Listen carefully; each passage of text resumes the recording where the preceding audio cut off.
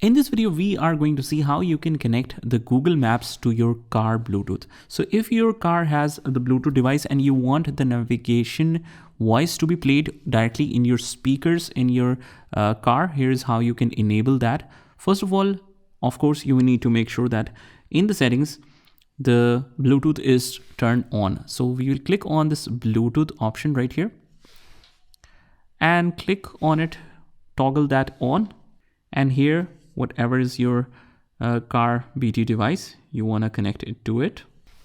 And once that is connected, if you are connecting it for the first time, it might show you any code or any something. You can just link to it once, and after that it will automatically connect whenever you sit in your car and turn on the internet or Bluetooth. It will automatically connect. But we will do one more settings with Google Maps as well. Just click on the Google Maps. Just click on the settings icon and click on the settings again at the bottom. And we want to go to navigation option. And here it says play voice over Bluetooth.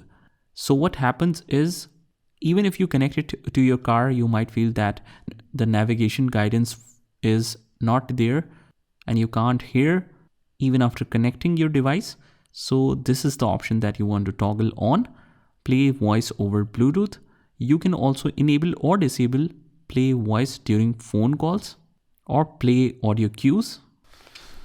So what these two options does is, because I have enabled them both, it will force to always push the voice, whatever is coming in Google Maps, directly into your car.